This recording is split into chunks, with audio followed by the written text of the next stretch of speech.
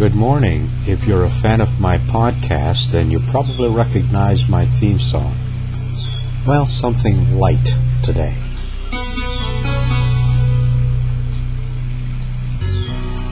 I want to talk about 7 people that I truly admire, 7 of about 30 really great Americans.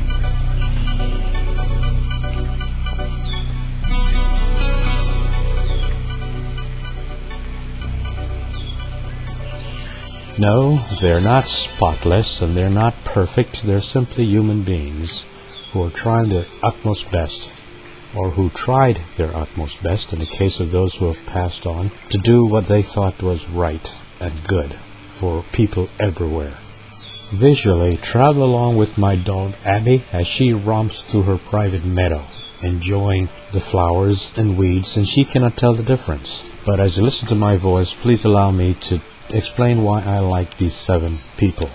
First up, of course, is Bill Gates. Bill Gates has the largest charitable foundation in the United States. But in spite of that, being one of the richest men in the world, he still drives a 1999 Porsche and a 1988 Porsche. You would think he'd buy a brand new car every year. Well, he does not. Incidentally, guys like Warren Buffett, he drives a 2001 Lincoln Town Car.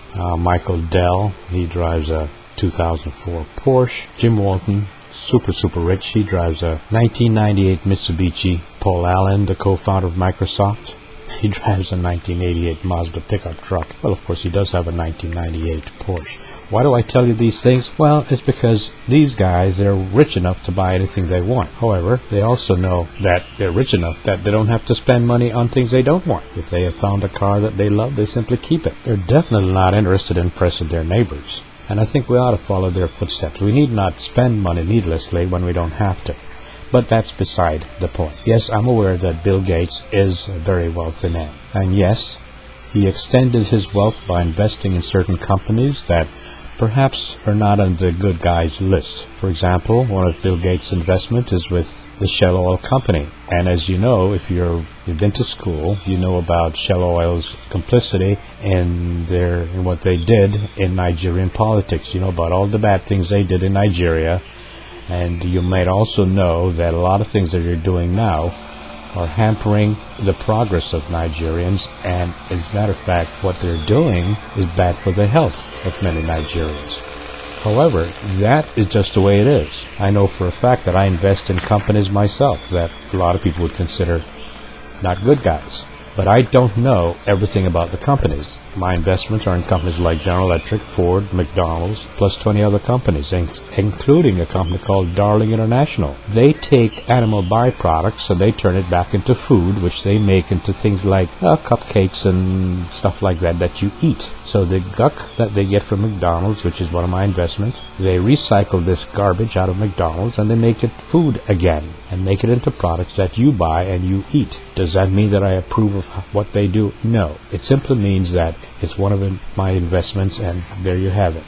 That does not negate the fact that Bill Gates' investments and his charities are doing a world of good in worlds way away from America, and I applaud him for it. The man is determined to eliminate malaria and poverty, and he's doing a great job. Another one of my heroes happens to be Howard Hughes. He's no longer with us, but while he was alive, he lived life to the max, except towards the end. But he did leave behind the Howard Hughes Medical Institute. And I've got to tell you, this medical institute is responsible for more miracles in the medical field than many of the charities that you give to right now. Let me say that again. They are responsible for more medical miracles than a lot of the charities that you give to combine. They are not interested in your money. They have never asked you for a dime. You know why? Because they have more money than they need to do more good than you can ever recognize. There are many charities that you're donating to right now that will never produce anything of value. The charity is a business, and that's what it is. They will make little tiny progress, just enough to have you give them money, but they will never produce anything worthwhile. And I'm sure that you are smart enough to realize a lot of very wealthy people set up charities not because they want to do good. They simply want to avoid paying taxes. The Howard Hughes Medical Institute is the exact opposite. They don't need your money, and they're producing some great things, great medical miracles. You can look them up yourself on the internet. Another person I admire greatly is Melinda Gates, the wife of Bill Gates. Why? Well, if you're married, you know that most married men do nothing without the consent and approval and blessing of their wife. I think Melinda Gates is really the impetus to Bill Gates' charity work. My personal opinion, but I believe that. So I admire her.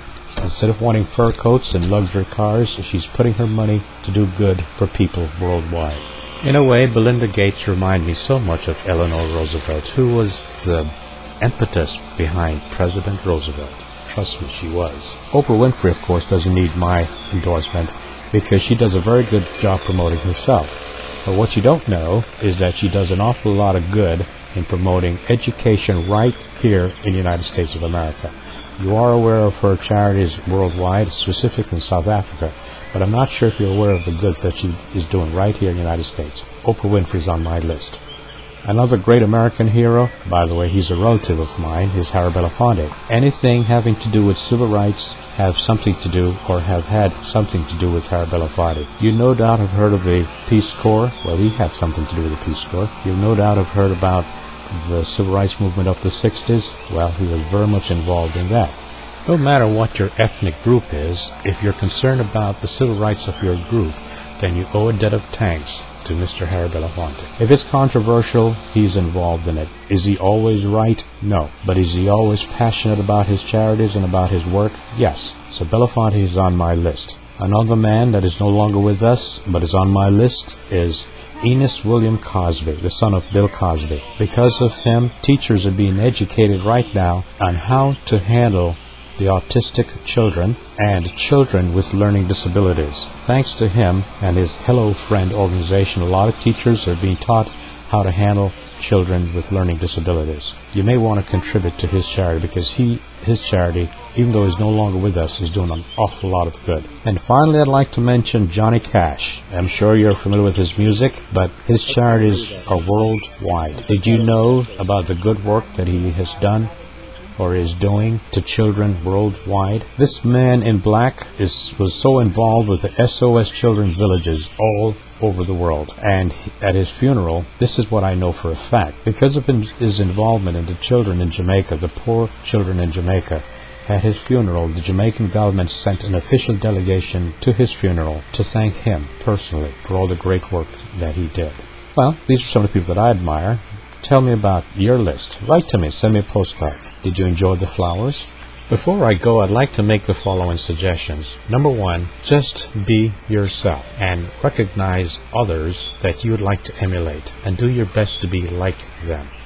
Try not to be like your neighbors. I know about neighborhoods where they undo the lug nuts of your car, they throw eggs at your car, they call the police for your grass is too high.